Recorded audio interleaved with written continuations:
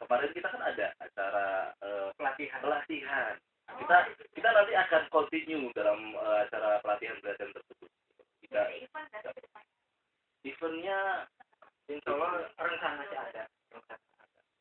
Makanya kalaupun misalkan biasanya kalau misalkan kita ada event yang sifatnya gitu, ada ide, kita langsung kumpul, ayo kita bikin. Udah ada. Kenapa? Udah. Udah. Yang kemarin di hari apa itu? Hari Kamis kemarin. Tiap tahun atau gimana, Mas? Pokoknya kalaupun misalkan ada ide dari temen aja. Oh. Terima kasih. Iya. Tapi kalau misalkan dari teman-teman yang lain sih biasanya ada sih event-event yang tiap tahun. Ini juga ada Kang Arti ya. Seperti Audi. Audi. Keren. Asik. PLD. Ini gimana? Saya kan masih pelajar SMA nih, tapi pengen ikutan bisa nggak sih? Kuliahan atau gimana? Dijawab yang masih SMA. Nah, Pas kan? Iya, bisa nggak? Ra? Untuk pelajar SMA bisa. Kebetulan saya sendiri sih anak SMA. Siapa mana, Pak? Ini jadi grogi mukanya deh. Kan refleks loh dia. Tinggal ikut kopdar aja setiap hari Minggu di alun-alun. Boleh. Anak SMP juga boleh. Kata-kata boleh. Kalau ada anak SD juga boleh. Ya kemarin juga waktu sebelum acara Jepun Creative Expo itu ada teman dari mana itu? Yang dari SMP ya? Iya. SMP ya. Datang langsung. Nah, kemarin kita kan ada acara pelatihan.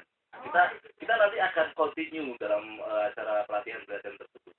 Kita eventnya insya Allah rencana sih ada. Makanya kalaupun misalkan biasanya kalau misalkan kita ada event yang sifatnya gitu, ada ide, kita langsung kumpul, ayo kita bikin. Udah ada. Kenapa? Udah. Yang kemarin di hari apa itu? hari Kamis kemarin. Tiap tahun atau gimana, Mas? Pokoknya kalaupun misalkan ada ide dari temen aja. Oh. Terima kasih. Iya. Tapi kalau misalkan dari teman-teman yang lain sih biasanya ada sih event-event yang tiap tahun. Ini juga ada Kang Arti ya. Seperti Audi. Audi. Keren. Asik. PLD. Ini gimana? Saya kan masih pelajar SMA nih, tapi pengen ikutan bisa nggak sih? Kuliahan atau gimana? Boleh. Bisa nggak? Ra? Dijawab yang masih SMA. Nah, Pas kan? Iya, bisa nggak? Ra? Untuk pelajar SMA bisa. Kebetulan saya sendiri sih anak SMA. Siapa mana, Pak? Ini jadi grogi mukanya deh. Kan refleks loh dia. Tinggal ikut kopdar aja setiap hari Minggu di alun-alun. Boleh. Anak SMP juga boleh. Kata-kata boleh. Kalau ada anak SD juga boleh. Ya kemarin juga waktu sebelum acara Jepun Creative Expo itu ada teman dari mana itu? Yang dari SMP ya? Iya. SMP ya. Datang langsung. Nah, kemarin kita kan ada acara pelatihan. Kita nanti akan continue dalam acara pelatihan tersebut. Kita eventnya insya Allah rencana sih ada. Makanya kalaupun misalkan biasanya kalau misalkan kita ada event yang sifatnya gitu, ada ide, kita langsung kumpul, ayo kita bikin. Udah ada. Kenapa? Udah. Yang kemarin di hari apa itu? hari Kamis kemarin. Tiap tahun atau gimana, Mas? Pokoknya kalaupun misalkan ada ide dari temen aja. Terima kasih. Iya. Tapi kalau misalkan dari teman-teman yang lain sih biasanya ada sih event-event yang tiap tahun. Ini juga ada Kang Arti ya. Seperti Audi. Audi. Keren. Asik. PLD. Ini gimana? Saya kan masih pelajar SMA nih, tapi pengen ikutan bisa nggak sih? Apa kuliahan atau gimana? Dijawab yang masih SMA. Nah, Pas kan? Iya, bisa nggak, Ra? Untuk pelajar SMA bisa. Kebetulan saya sendiri sih anak SMA. SMA mana, Pak? Dia jadi grogi mukanya deh. Kan refleks loh dia. Tinggal ikut kopdar aja setiap hari Minggu di alun-alun. Boleh. Anak SMP juga boleh. Anak kata boleh. Kalau ada anak SD juga boleh. Ya, kemarin juga waktu sebelum acara Jepun Creative Expo itu ada teman dari mana itu? Yang dari SMP ya? Iya, SMP itu ya datang langsung. Nah, kemarin kita kan ada acara pelatihan. Kita nanti akan continue dalam acara pelatihan tersebut. Kita eventnya insya Allah rencananya ada. Makanya kalaupun misalkan biasanya kalau misalkan kita ada event yang sifatnya gitu, ada ide, kita langsung kumpul, ayo kita bikin. Sebenarnya event kenapa? Udah. Udah. Yang kemarin di hari apa itu? hari Kamis kemarin. Tiap tahun atau gimana, Mas? Pokoknya kalaupun misalkan ada ide dari temen aja. Oh. Terima kasih. Iya. Tapi kalau misalkan dari teman-teman yang lain sih biasanya ada sih event-event yang tiap tahun. Ini juga ada Kang Arti ya. Si Audi. Audi. Leret. Asik. PLD. Ini memang saya kan masih pelajar SMA nih, tapi pengen ikutan bisa nggak sih? Apa kuliahan atau gimana? Dijawab yang masih SMA. Nah, Pas kan? Iya, bisa nggak, Ra? Untuk pelajar SMA bisa. Kebetulan saya sendiri sih anak SMA. SMA mana, Pak? Dia jadi grogi mukanya deh. Kan refleks loh dia.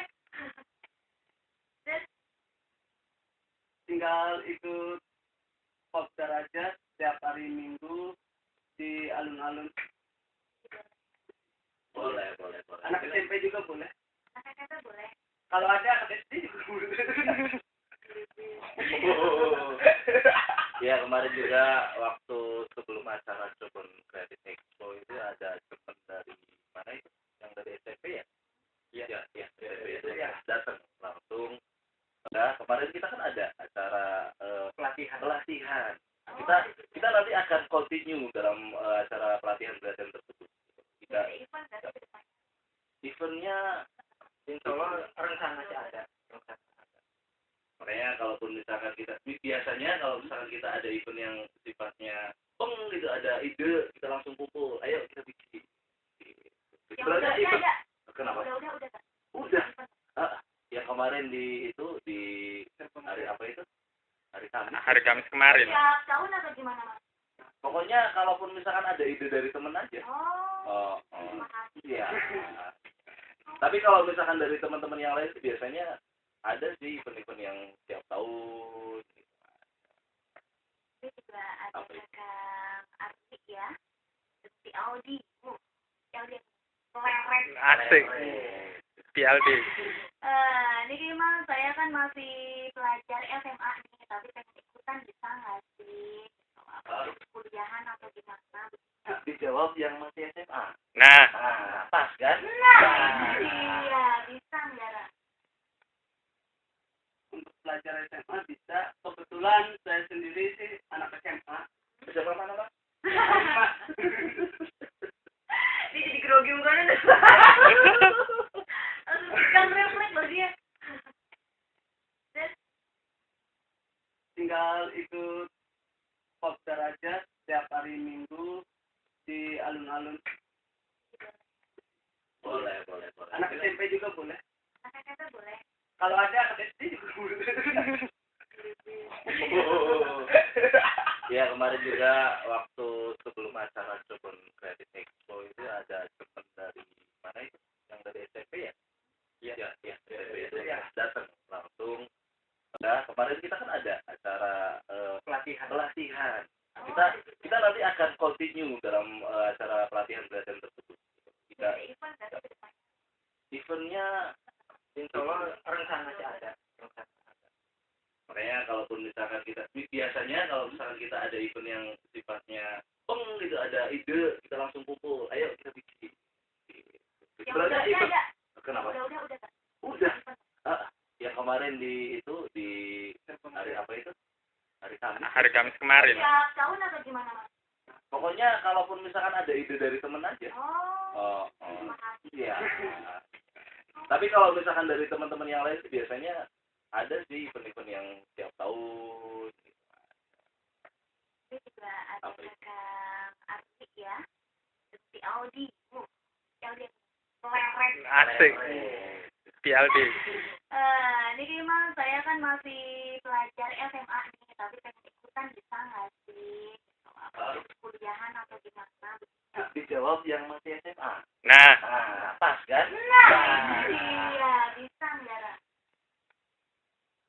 Untuk pelajar SMA bisa. Kebetulan saya sendiri sih anak SMA. SMA mana, Pak? Ini jadi grogi bukan ada. Kan refleks loh dia. Tinggal ikut pop derajat setiap hari Minggu di alun-alun. Boleh. Anak SMP juga boleh. Kata-kata boleh. Kalau ada anak SD juga boleh. Ya kemarin juga waktu sebelum acara Cirebon Creative Expo itu ada teman dari mana itu? Yang dari SMP ya? Iya, SMP itu ya datang langsung. Organ tubuh merupakan bagian penting dari manusia dengan fungsinya masing-masing. Organ tubuh manusia sendiri memiliki nilai jual tak terkira hingga marak diperjualbelikan secara ilegal oleh orang-orang tak bertanggung jawab.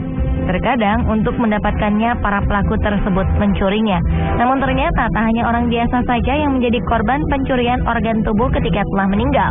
Orang-orang terkenal berikut juga tercatat telah dicuri organ tubuhnya, bahkan jasad utuhnya. Siapa saja mereka? Berikut pencurian organ tubuh orang terkenal versi on the spot.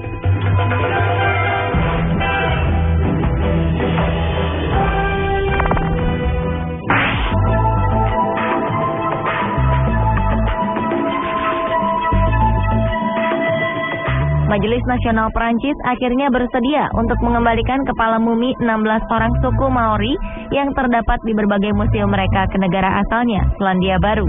Hal ini berkaitan langsung dengan permintaan pemerintah Selandia Baru agar semua benda budaya dari suku asli negara itu dikembalikan. Tulang tengkorak dari seorang suku Maori yang telah meninggal memang memiliki keunikan tersendiri. Saat setelah meninggal, masyarakat Maori akan mentato kepala jenazah yang telah dijadikan mumi. Mereka pun akan menyimpan potongan kepala tersebut sebagai penghormatan terhadap semangat mereka saat masih hidup. Atas keunikan inilah pencurian terhadap kepala-kepala jasad suku Maori kerap terjadi pada masa kolonial. Hal ini bukannya tanpa sebab. Sebuah kepala suku Maori bisa berharga sangat tinggi karena banyak orang yang ingin mengoleksinya. Keberadaan 500 kepala dari suku Maori akhirnya ditemukan di sebuah museum di Perancis. Dan atas kesepakatan, kepala-kepala ini pun akhirnya dikembalikan ke negara asalnya untuk diletakkan di tempat terhormat.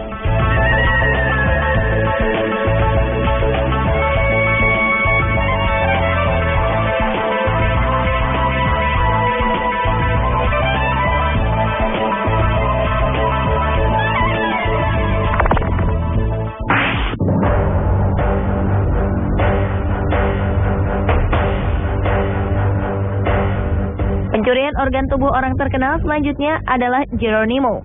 Geronimo adalah pahlawan dan pemimpin bangsa Amerika asli dari suku Apache. Geronimo juga musuh yang paling ditakuti oleh Amerika dan Meksiko saat itu.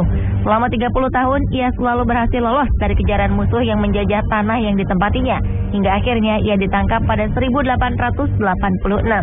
Ia sendiri akhirnya meninggal pada 1909 dalam pengasingannya karena penyakit pneumonia yang diderita. Setelah meninggal, Geronimo seperti tidak diperkenankan istirahat dengan damai. Di tahun yang sama, 6 anggota kelompok rahasia Yale Skull and Bones menggali makam Geronimo di komplek pemakaman tahanan perang suku Indian Apache di Fort Sill, Oklahoma. dan mereka diduga telah memindahkan tulang Geronimo ke markas organisasi rahasia itu di New Haven. Keturunan Geronimo bahkan sempat mengirim surat pada Presiden Amerika Serikat saat itu, George W. Bush, untuk meminta bantuan agar tulang belulang Geronimo dikembalikan ke tempatnya.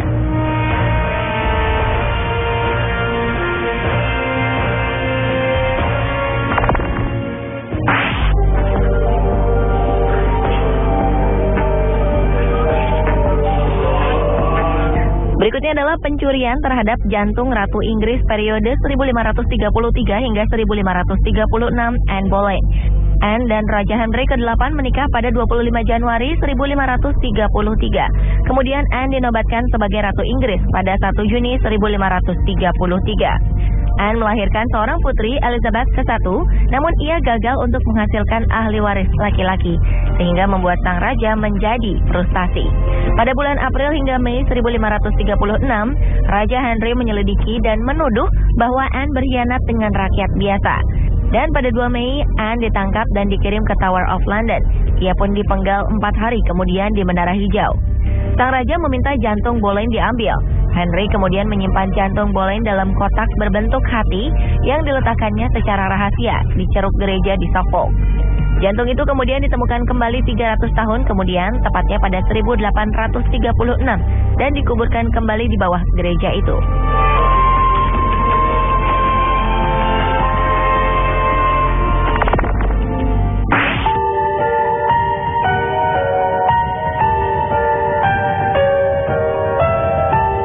Nicholas dari Myra, atau yang biasa juga disebut dengan Santo Nicholas, adalah seorang uskup asal Myra, sebuah daerah di wilayah bagian dari negara Turki.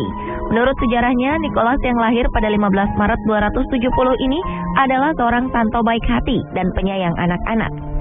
Pada pesta peringatan ulang tahunnya, ia memberikan berbagai macam hadiah bagi anak-anak di sekitarnya. Karena kebaikannya inilah, sosok Nicholas kemudian dijadikan sebagai perwujudan orang suci dan menjadi model dari penciptaan karakter Santa Claus di kemudian hari. Sebuah kisah muncul saat beberapa pihak mengatakan jika sisa-sisa jenazah Santo Nicholas memiliki mukjizat kemampuan untuk menyembuhkan secara ajaib. Karena berita inilah, beberapa organ tubuh Santo Nicholas akhirnya dicuri dari makam di negara asalnya. Menurut beberapa pendapat, alasannya cukup sederhana. Disebutkan jika jenazah Santo Nicholas sengaja dipindahkan ke Bari, Italia, agar peziarah tertarik mengunjungi kota Bari dan mencari berkah dari sang Santa. Sementara pendapat lain mengatakan jika beberapa organ Santa Nicholas dipindahkan agar kota Bari menjadi ramai oleh peziarah, seperti halnya Myra.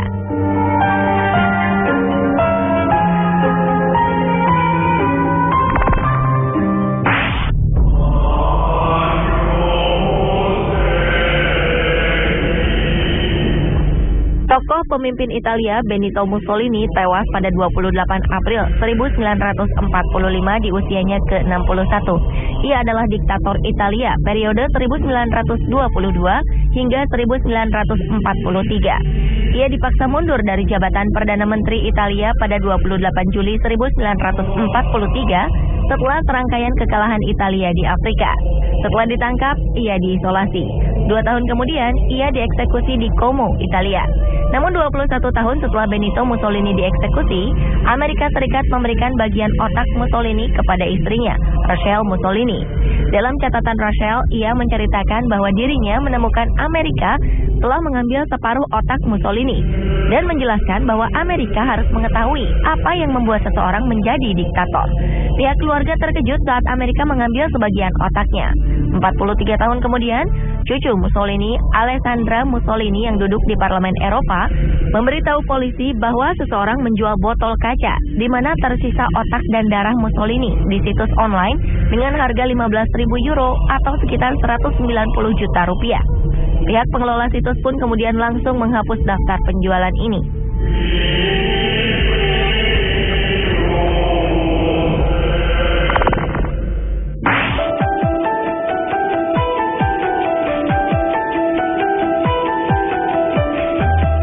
Selanjutnya adalah pencurian jasad Thomas Paine. Thomas Paine adalah seorang penulis kelahiran Inggris yang menerbitkan buku fenomenal yang berjudul Common Sense. Dalam bukunya, Paine menjelaskan secara gamblang kesalahan dan keburukan pemimpin Inggris saat itu, Raja George III. Menurut Paine, tujuan pemerintah adalah melindungi hidup, kebebasan, dan harta benda dari rakyatnya, bukannya mengekang dan tidak memberikan kebebasan pada rakyatnya. Common Sense membuat Paine dikenal sebagai tokoh revolusioner dan sangat berpengaruh dalam revolusi Amerika. Paine meninggal tanggal 8 Juni 1809 di usia 72 tahun. Tragisnya hanya 6 orang yang menghadiri pemakamannya. 10 tahun kemudian, seorang jurnalis dan pengagum Paine, William Cobbett, menggali makamnya dan mengambil jasad Paine untuk kemudian dipindahkan dengan menggunakan kapal ke Inggris. Cobbett berharap ia bisa membangun makam yang layak bagi Paine. Namun Cobbett tak kunjung memiliki uang. Jasad Paine pun tetap tersimpan di atap rumah Cobbett sampai ajal menjemputnya.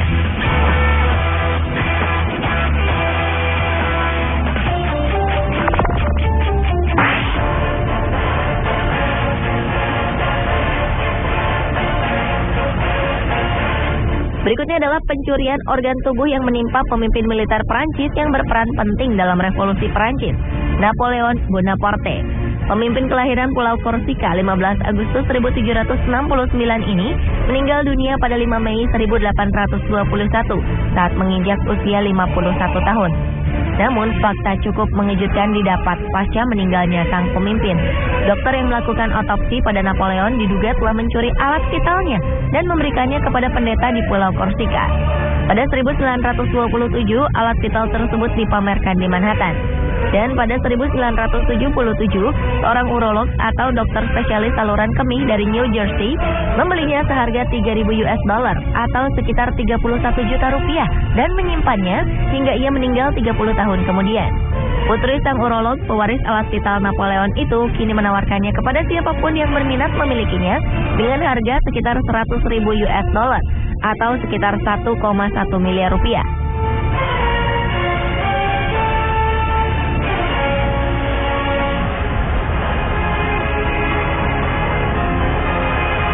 Pemirsa, itulah pencurian organ tubuh orang terkenal versi On The Spot.